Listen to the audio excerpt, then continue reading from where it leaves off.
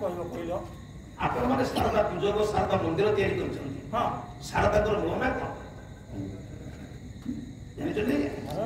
ମୂଳ ନାଁ ଅଛି ଶାରଦାଙ୍କର ମୂଳ ନା କଣ? ଆମେ ତ ଶାରଦା ଉପାଧି ସାରମ୍ ଦଦାତି ଇତି ଶାରଦା।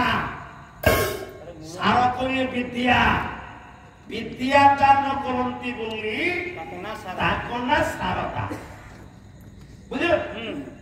ପୁଣି ତାଲବେଶ ପଡ଼ିଲେ ଶାରଦା ସ୍ୱର ଦ୍ୱାରା ଅଙ୍କିତ ହୋଇଥିବାରୁ ପରଶୁରାମଙ୍କ ଦ୍ୱାରା ତାଙ୍କ ନା ଶାରଦା ଉପାଧି।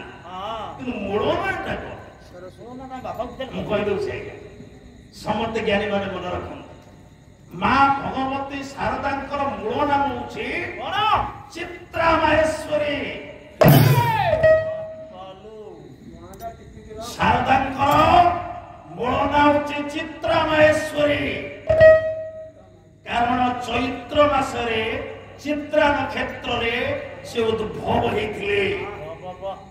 ପୁଣି ପରଶୁରାମ ଯୋଉ ଅସ୍ପଷ୍ଟ ଶିଳା ଦେହରେ ଯୋଉ ଯୋଗମାୟାକୁ ଦର୍ଶନ କରିଥିଲେ, ଚିତ୍ର ଭିତରେ ମାହେଶ୍ୱରୀକୁ ଦର୍ଶନ କରିଥିବାରୁ ପରଶୁରାମଙ୍କ ମୁଖରୁ ବାହାରିଥିଲା ପ୍ରଥମ ଶବ୍ଦ, ହେ ମା ଏ କଣ ଚିତ୍ରା ମାହେଶ୍ୱରୀ।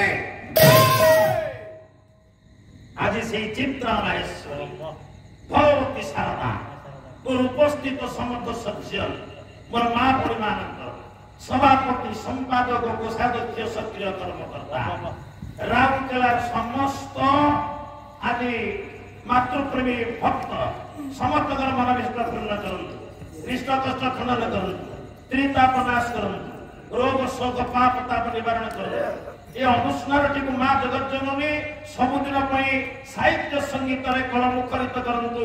ସର୍ବାନନ୍ଦେ ଆନନ୍ଦେ କବାର